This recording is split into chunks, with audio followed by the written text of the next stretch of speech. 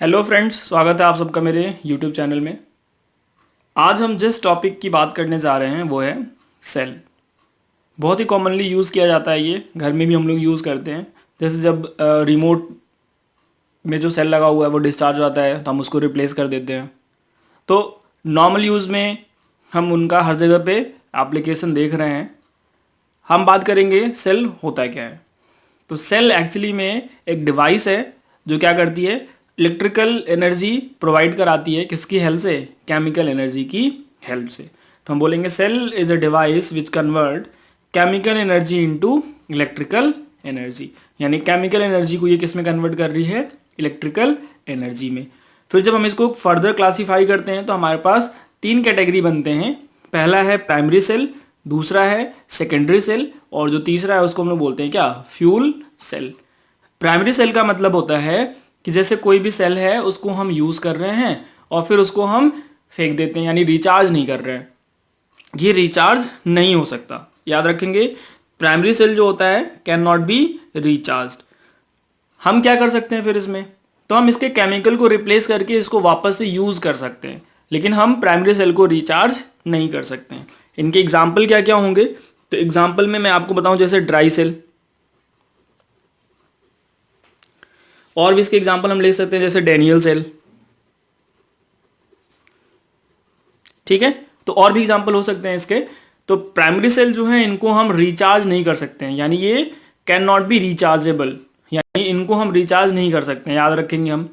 जब हम secondary cell की बात करते हैं तो हम बोल रहे हैं कि इसको हम रिचार्ज कर सकते हैं। कुछ टाइम के बाद अगर हमने इसको यूज कर लिया तो फिर हम इसको क्या कर सकते हैं? रिचार्ज कर सकते हैं। तो जो सेकेंडरी सेल है ये रिचार्ज हो सकता है, यानी इसमें इरिवर्सिबल प्रोसेस भी होता है। ठीक है, एग्जाम्पल क्या होगा? तो एग्जाम्पल में अगर मैं बात करूं इसकी, तो एडिशन सेल जो होता है,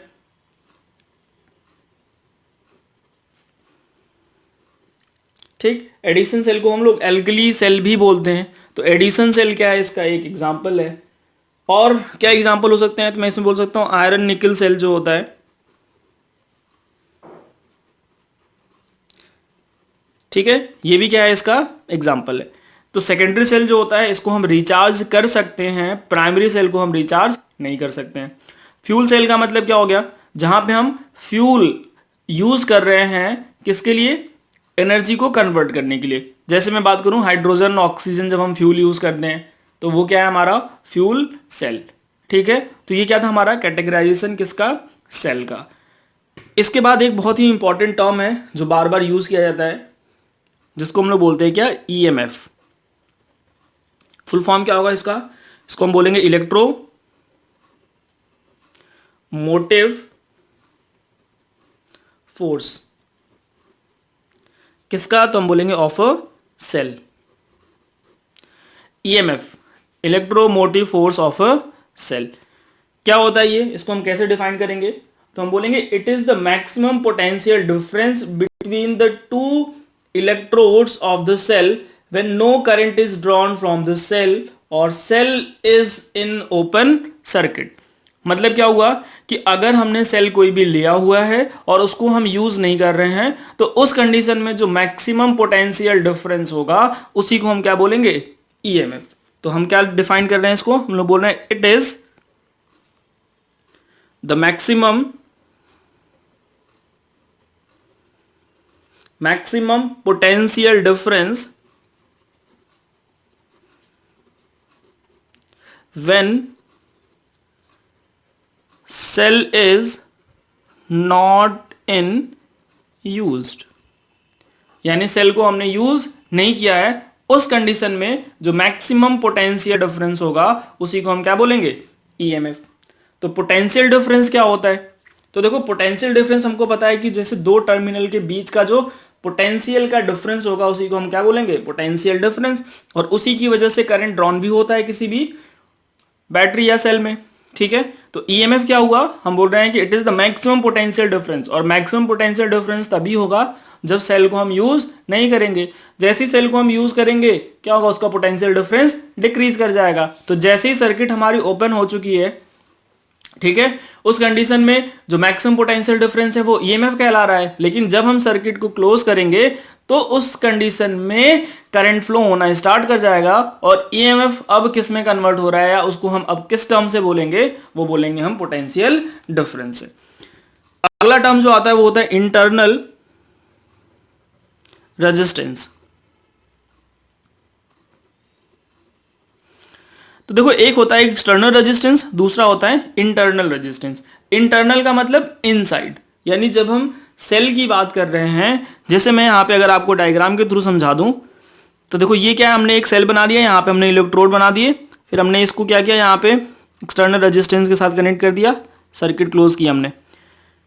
क्या होगा, यहाँ पे इलेक्ट्रोलाइट है, यानी ये अपने आयंस के फॉर्म में यहाँ पे ब्रेक हो चुके होंगे, प्लस माइनस मान लो मैंने आयंस कुछ बना दिए।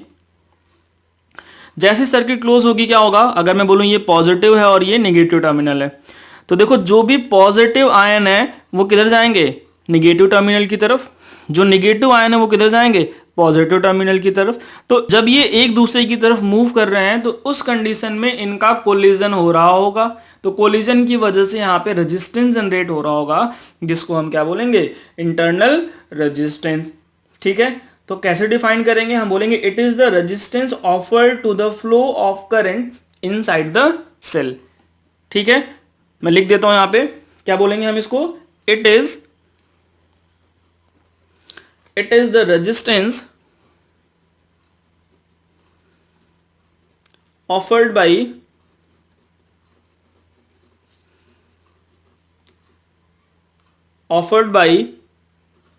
the ions inside the cell, यानी इनसाइड द सेल जो आयंस हैं उनकी वजह से जो भी रेजिस्टेंस यहाँ पे जनरेट हो रहा है उसको हम बोलेंगे क्या, इंटरनल रेजिस्टेंस। ठीक है, अब हम बात करेंगे किसकी, determination of the internal resistance, यानी इंटरनल रेजिस्टेंस की वैल्यू को हम कैसे कैलकुलेट करेंगे।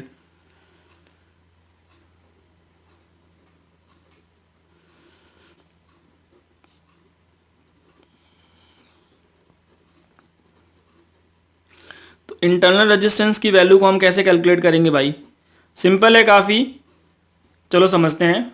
जैसे मैं बात करूं, यहां पे मान लो एक सर्किट डायग्राम गिवन है अपने को, इससे मैंने क्या किया, यहाँ पे एक एक्सटर्नल रेजिस्टेंस कनेक्ट कर दिया जिसकी वैल्यू मैं ले लेता हूँ कैपिटल आर। इस सर्किट में इंटरनल रेजिस्टेंस है, इसको मैं स्मॉल आर से रिप्रेजेंट करता हूँ। ये सर्किट मैंने क्लोज करी। ठीक है, अब बताओ जब ये यूज में नहीं होगा तो इसका ईएमएफ कितना होगा, हम बोलेंगे ई।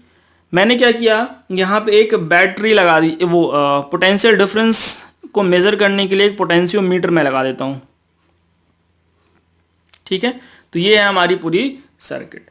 अब देखो अगर मैं इसमें करंट की वैल्यू की बात करूं तो I इक्वल्स टू कितना होगा, मैं बोलूंगा I इक्वल्स टू होगा E डिवाइडेड बाई रेजिस्टेंस। तो रेजिस्टेंस कितना होगा, तो देखो हमें दिख रहा है ये कैसे है, सीरीज में कनेक्टेड है, यानी कैपिटल आर और प्लस स्मॉल आर, इसका मतलब आर प्लस स्मॉल आर, ये हो जाएगा हमारा इलेक्ट्रिक करंट की वैल्यू। तो जरा बताओ यहाँ से E की वैल्यू कितनी आ गई, E इक्वल्स टू हो गया I into R plus small R. ठीक है, तो E इक्वल्स टू कितना हो गया, I R plus small R. अब हमको एक चीज और पता है, I इक्वल्स टू क्या होता है, तो I इक्वल्स टू होता है V बाई आर। इसका मतलब V इक्वल्स टू क्या हो गया, I इंटू आर। ये कौन मेजर करेगा, तो हम बोलेंगे ये जो हमारा पोटेंशियोमीटर यहाँ पे लगा है ना, ये वोल्टेज कितना मेजर कर रहा है, I इंटू आर वाला। इसको मान लेते हैं चलो इक्वेशन नंबर 1 और इसको बोल देते हैं इक्वेशन नंबर 2।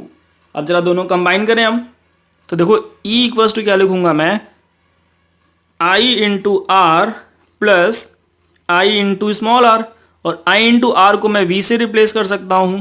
इसका मतलब E इक्वल्स टू क्या बना, E इक्वल्स टू बनेगा हमारा V plus I into R. यहां से हम स्मॉल आर की वैल्यू अगर निकालें तो वो बनेगा E minus V divide by I. ठीक है, तो ये याद रख लेंगे हम फॉर्मूला। और क्या कर सकते हैं हम, मैं इसको अगर कैपिटल आर के टर्म में लिखना चाहूं तो बोलूंगा वो आएगा small R is equals to E minus V to R divided by V. कैसे आया होगा ये, तो देखो यहां से मैं क्या कर रहा हूं, इसको रिप्लेस कर रहा हूं। ठीक है, तो इसको जब मैं रिप्लेस करूंगा तो मैं बोलूंगा भैया हमें v की वैल्यू चाहिए, हमें i की वैल्यू चाहिए, तो हमें i की वैल्यू कहाँ से मिलेगी, वो मिलेगी v बाई आर। यहाँ पे रखेंगे तो वो r जाके ऊपर मल्टीप्लाई हो जाएगा। तो हमें r की एक और फॉर्मूले हम यहाँ से कैलकुलेट कर सकते हैं। चलो अब बात करते हैं कि कौन कौन से ऐसे फैक्टर हैं जिन पे डिपेंड करेगा इंटरनल रेजिस्टेंस, यानी factors on which internal resistance will depends. तो first one is area of plate. जो भी इलेक्ट्रोलाइट हम लोगों ने लिया हुआ है, अगर उसका एरिया ज़्यादा होगा तो रेजिस्टेंस की वैल्यू कम हो जाएगी। इसका मतलब एरिया ऑफ प्लेट पे कैसे डिपेंड कर रहा है, ये डायरेक्टली प्रोपोर्शनल है। तो हम क्या लिखेंगे, if we increase the area of plate then internal resistance will decrease. As we increase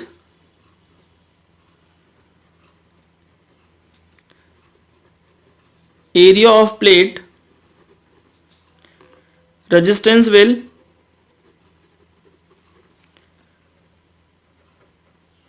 decrease।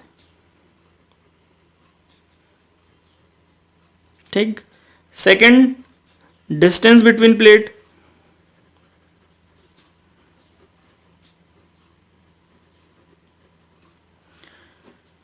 अगर प्लेट्स के बीच का डिस्टेंस ज़्यादा होगा तो जो आयंस होंगे उनको ज़्यादा डिस्टेंस ट्रेवल करके चलना पड़ेगा।